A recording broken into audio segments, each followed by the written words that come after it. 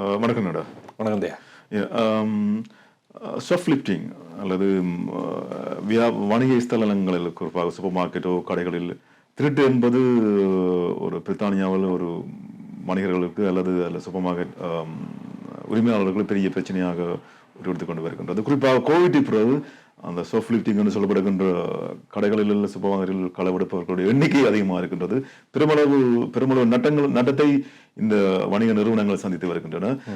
குறிப்பாக கடந்த ஒரு 6 மாதமாக இது தொடர்பாக நிறைய முறைப்பாடுகள் பெரிய மேஜர் சூப்பர் மார்க்கெட்டுகள் இங்கிலாந்தில் அரசாங்கத்தை நோக்கி கோரிக்கை வைத்துக் கொண்டு வந்தனர். இதை எப்படி கட்டுப்படுத்துவது சம்பந்தமாக என்ன நடக்குது உண்மையில இங்க என்ன விதமான புதிதாக சட்டங்கள் வரப்போகுது என்று சொல்றார்கள்.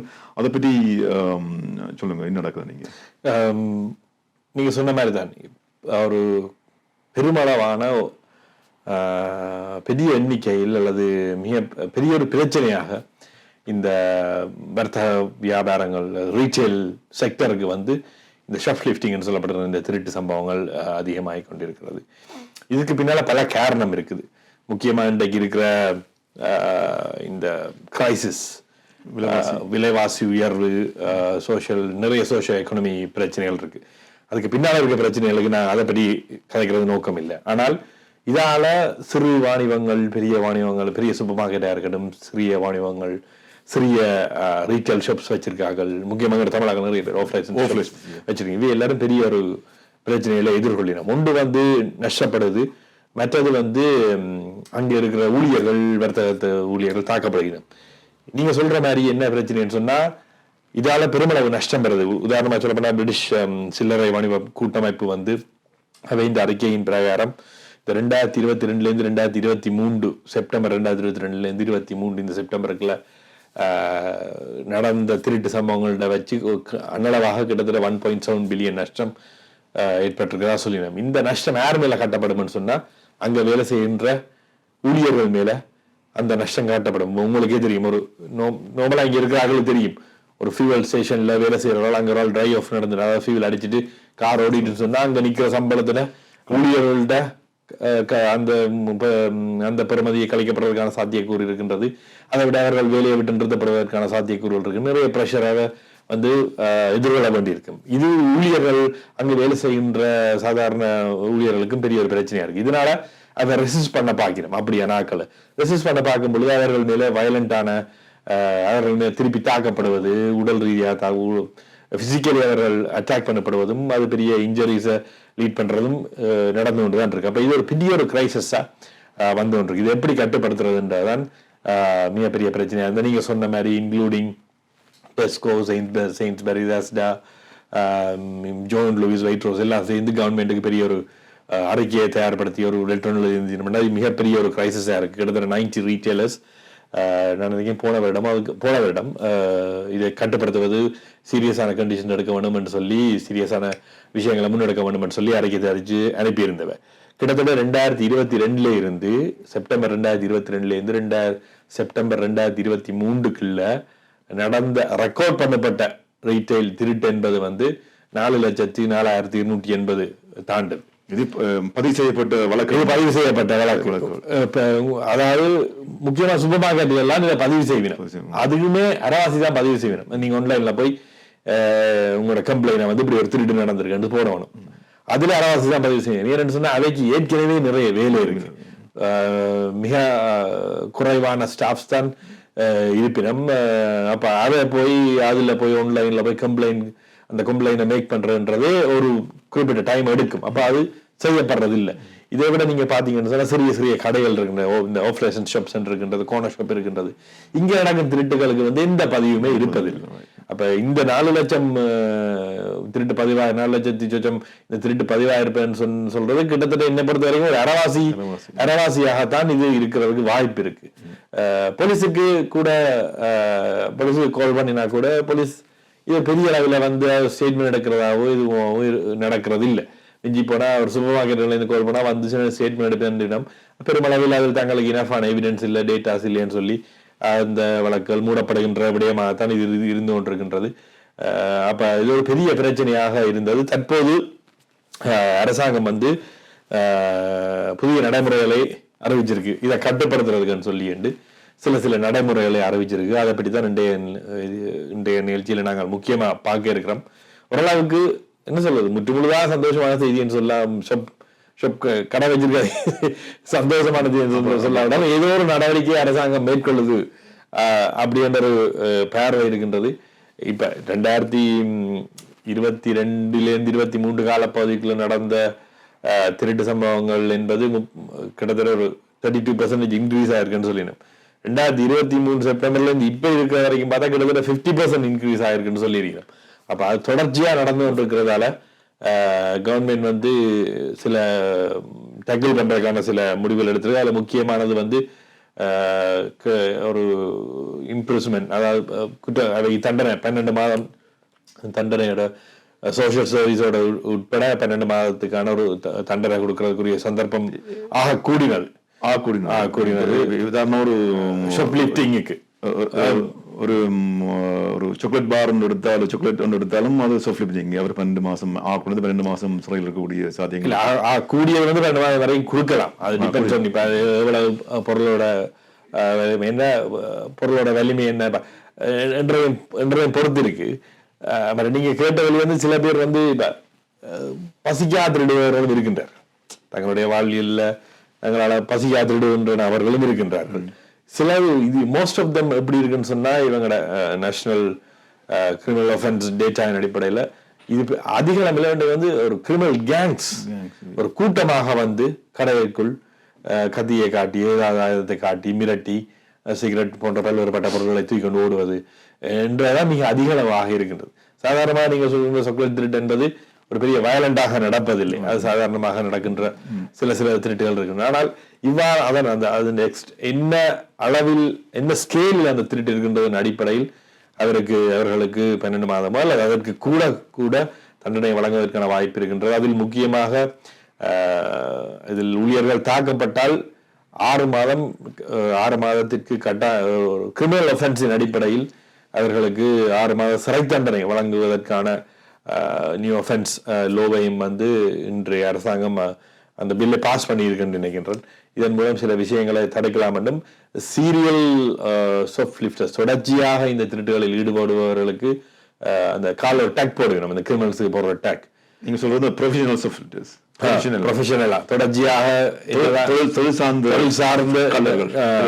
சார்ந்த திருடர்கள் தொடர்ச்சியாக இந்த திருட்டினை கண்டினியூஸாக செய்பவர்களுக்கு வந்து இந்த சிறை தண்டனையோ அல்லது சோசியல் சர்வீசஸ் இந்த தண்டனைகள் ஏதோ தண்டனை உட்பட தொடர்ச்சியாக அவர்களை மானிட்டர் பண்ணுவதற்காக இந்த காலில் டேக் கொண்டு போடுறோம். அந்த டேக் மூலமாக அவர்கள் எங்கெங்க போய் வருகின்றார்கள் என்று அறிந்து கொள்ளலாம்.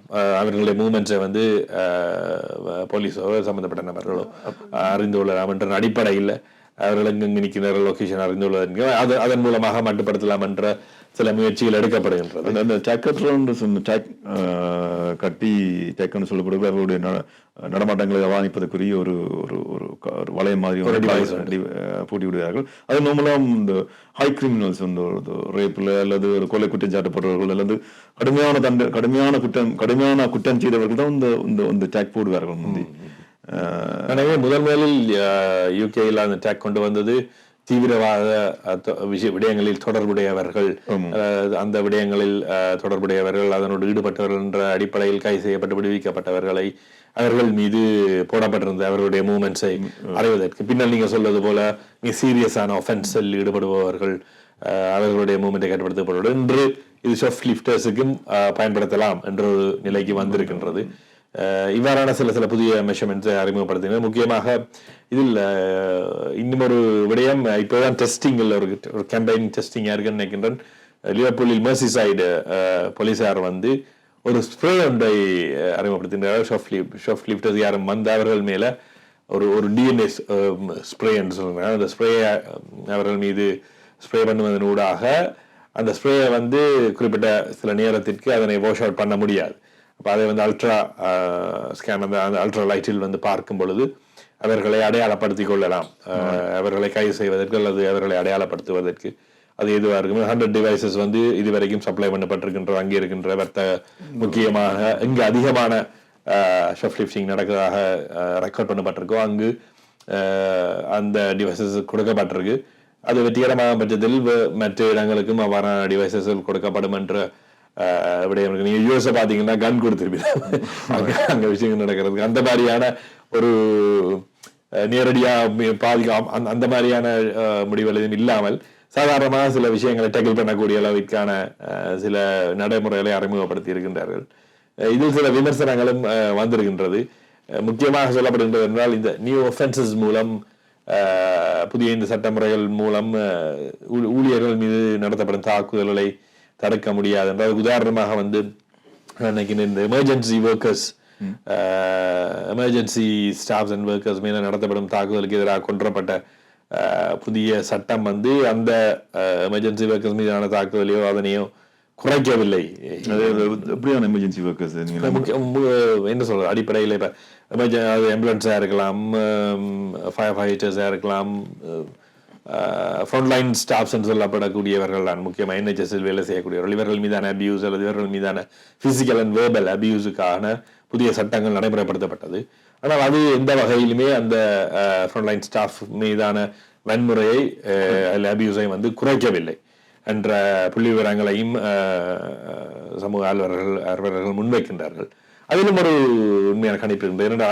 அவர்கள் சொல்லுகின்ற விடயம் என்னவென்றால், இந்த குற்றங்களை தடுப்பதற்கு சட்டங்களை அறிமுகப்படுத்தத்தான் வேண்டும். ஆனால் இந்த குற்றங்கள் நடைபெறுவதற்கு முன்னரான பிரிவென்ஷனை மேற்கொள்வதற்கு போதுமான அளவு போலீசார் பணியில் அமர்த்தப்பட வேண்டும். அதன் மூலம் தான் இந்த குற்ற தண்டனைகளை குறைக்க முடியும்.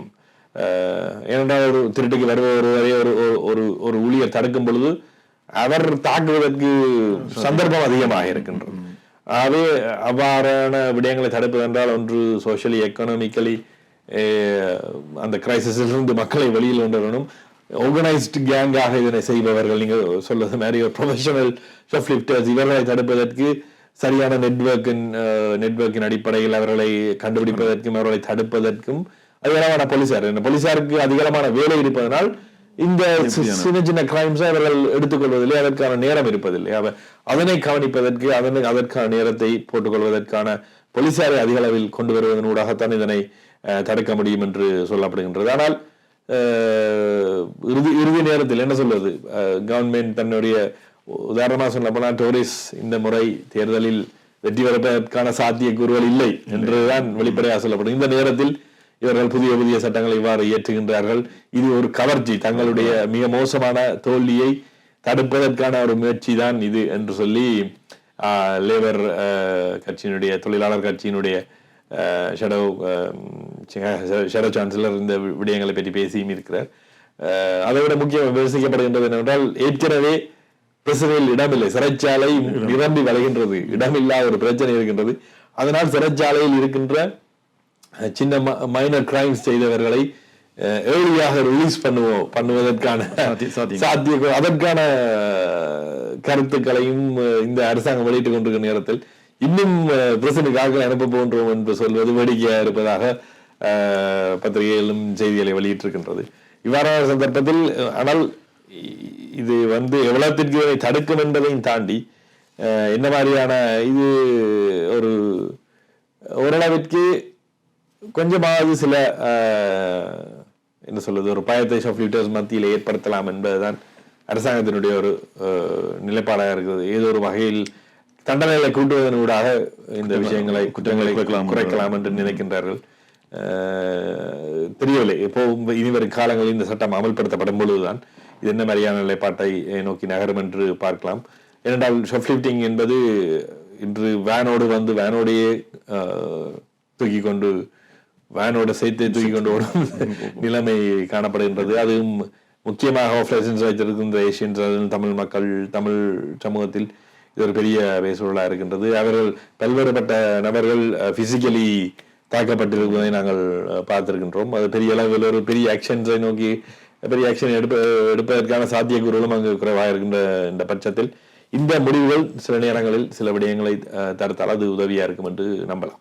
இல்லை, ஷாப்லிஃப்டிங் சொல்ற இந்த வணிக நிலையங்கள் நடக்கப்படுகின்ற திருட்டு என்பது காலங்காலமாக நடந்து கொண்டு வருகின்றது. ஆனால் இந்த அண்மை காலத்தில் கோவிட்டுக்கு பிறகு இது ஒரு பெருவாரியாக அதிகரித்திருக்கிறது. அதுக்கு அந்த இன்ஃப்ளேஷன் பணவீக்கம் மற்றது விலைவாசி உயர்வு ஒரு நேரடி காரணம் நேரடி காரணமாக இருக்கலாம் என்று நம்பப்படுகிறது.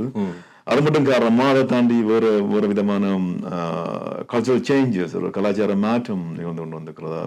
விலைக்கு போத்தவில்லை, களவெடுத்து உயிர் வாழலாம், அல்ல களவெடுக்கிறது அவ்வளவு பெரிய குற்றம் இல்லை, அவ்வளவு பெரிய குற்றம் இல்லை என்றது ஒரு நார்மலைஸ் ஆகிவிட்டதா களவெடுக்கிறது? இல்லை, அதற்கு காரணம் நீங்க சொன்ன முதலாவது காரணம், அதாவது உழைப்பதன் மூலமாக ஈட்டுகின்ற பணத்தை விட இது பணம் அதிகமாக இருக்கின்றது என்ற ஒரு மனப்பான்மை. என்றால் இன்று இருக்கின்ற பணவீக்கத்திற்கும் இங்கு இருக்கின்ற நேஷனல் மினிமம் வேஜஸுக்கும் சம்பந்தம் இல்லை. அவை ஒரு 40 மணித்தியாலும் உழைத்தாலும் அது பெரிய அளவிலான ஒரு பணத்தை தருவதில்லை. அவை ஆர்கனைஸ், அது இப்போ பிரச்சனை என்னவா இருக்கின்றனால் கிட்டத்தட்ட 2002 இருந்து எடுக்கப்பட்ட இந்த புள்ளி விவரங்களின் அடிப்படையில் இந்த 2023 தான் இது 400,000 4 லட்சத்தை தாண்டி இருக்கின்றது. என்றால் நீங்க சொன்னது போல கோவிட்டுக்கு பிறகு வந்த நிலைமை, இந்த கிரைசஸ் உருவாக்கின்ற கிரைசஸ் வந்து இது ஒரு கூட்டு மனப்பான்மையை உருவாக்கி இருக்கின்றது. கொஞ்ச காலத்துக்கு முன்னால பாத்தீங்கன்னா ஷாப் லிஃப்டிங் என்பது வந்து ஒரு ஆள் தனக்கு ஆக்களுக்கு தெரியாம பார்க்காம எடுத்துக்கொண்டு போவார், அந்த மாதிரி தான் இருந்திருக்கு. கொஞ்சம் சாமான் எடுத்துட்டு போவார். இன்று அப்படி இல்லை, வெளிப்படையாக வந்து ஒரு ஆர்கனைஸ்டு கேங்காக வந்து இருக்கிற எல்லாத்தையும் அள்ளி போட்டுக்கொண்டு அல்லது வந்து கடைகள் எடுத்துட்டு போவார். ஏன்னா அவர்களுக்கு தெரியும் இங்க இருக்க ஸ்டாஃப்ஸால இது ஒன்றும் செய்ய முடியாது, போலீஸும் வராது என்று அவர்களுக்கு அந்த அந்த அந்த பயம், அந்த அந்த கன்ஃபிடன்ட் அவர்களுக்கு இருக்கின்றது.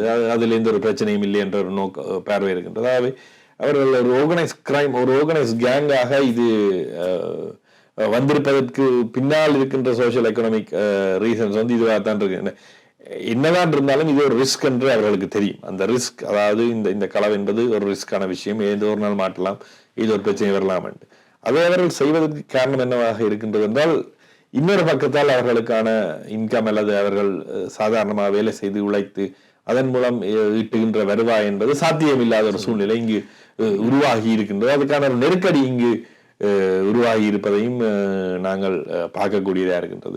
இதுல வரைக்கும் இன்னொரு விஷயம் என்னன்னு சொன்னா, இவ்வாறு ஷெஃப் லிஃப்டிங் எல்லாம் நடக்கிறதால மிகப்பெரிய, அதாவது இந்த சில்ட்ரன் ஃபுட், அந்த சில்ட்ரனோட மில்க் பவுடர், இவ்வாறான காஸ்ட்லியான ப்ராடக்ட் எல்லாத்தையும் வந்து ஷெல்ஃப்ல இருந்து வெளியில் அடிக்கிறேன், ஷெல்ஃபில் அதை வைப்பதில்லை. அப்ப அது இன்னும் ஒரு வேலை பழவை இங்க இருக்கக்கூடிய மேல கொண்டு வருது. அதை போய் தேடி எடுக்க வேண்டியிருக்கிறது, அதுக்கு லேபிள் பண்ண வேண்டியது, அதுக்கு டேக் போட வேண்டியிருக்கின்றது. இவ்வாறான விஷயங்களும் அதுக்குள் வருகின்றது. காஸ்ட்லி ப்ராடக்ட்ஸ் எல்லாத்தையும் ஷெல்ஃபில் இருந்து வெளியில் எடுப்பது வந்து கஸ்டமர்ஸுக்கு ஒரு பெரிய பிரச்சனையாக இருக்கின்றது. அப்ப இவ்வாறான பல்வேறுபட்ட சிக்கல்களை இது உருவாக்குகின்றது. உண்மையிலேயே ரீட்டைல் இண்டஸ்ட்ரிக்கு வந்து இதனை டேக்கிள் பண்ண முடியாத ஒரு காரணத்தால் தான் கவர்மெண்ட்டுக்கான அரசாங்கத்திலுமே ஒரு கோரிக்கையாக வைத்திருந்தது பெரிய பெரிய சூப்பர் மார்க்கெட்டுகள். அதை விட சிறு வாணிபங்கள்லாம் பல மோசமாக பாதிக்கப்படக்கூடியதாக இருக்கும். ஏனென்றால் அங்கு அந்த அளவான பெரிய சிஸ்டங்கள் ஒன்றும் இல்லை, அதனை ரிப்போர்ட் பண்ணுவதற்கான சிஸ்டம் ஒன்றும் இல்லை. இவ்வாறாக இருக்கும் பட்சத்தில் தான் இது ஒரு நகர்வை இந்த அரசாங்கம் எடுத்திருப்பது என்பது வரவேற்கக்கூடிய விஷயம். அது எவ்வளவுக்கு போதுமானதாக இருக்குதா என்றதான் ஒரு கேள்வியா இருக்கு. இதனை முற்றுமுழுதாக டேக்கிள் பண்ணுவதற்கு சட்டமோ அல்லது காவல்துறையோ மட்டுமே போதாது. இது பல்வேறுபட்ட நடைமுறைகள் தேவையா இருக்கின்றது.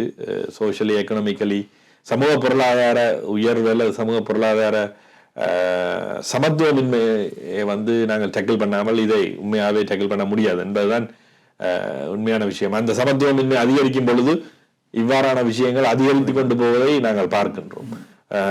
அதை ஐடென்டிஃபை பண்ணாம இதை மட்டும் செய்யறதால பிரயோசனம் இல்லை. இது ஒரு அளவிற்கு தாக்கத்தை குறைக்கலாம் என்பதை பொறுத்திருந்தா நாங்க பார்க்க வேண்டியிருக்கு. ஒட்டுமொத்தத்தில் இந்த சட்டம் புதுசாக அமல்படுத்த போற சட்டம் வந்து தமிழ் மக்களுக்கு, தமிழ் கடை முதலாளிகளுக்கு அல்லது ஓனர்களுக்கு, தமிழ் கடை வைத்திருப்பவர்களுக்கு ஒரு நற்செய்தியாக இருக்கும் என்று நான் நம்பலாம். ஏதோ ஒரு மூவை அரசாங்கம் எடுத்திருக்கான்னு சொல்லி அவர்கள் நம்பலாம். அவர்கள்ட்ட தான் கேட்கணும், அவர்களை சொல்லிடணும் இதை வச்சு நாங்க என்ன செய்யணும்னு சொல்லிடணும். ஆனா நான் நினைக்கின்றேன் ஒரு அளவிற்கு நீ காவல்துறை இதை கொஞ்சம் சீரியஸா எடுப்பதற்கான சாத்தியப்பாடுகள் இருக்கும் என்று நம்பலாம். நன்றி நடேசன். நன்றி.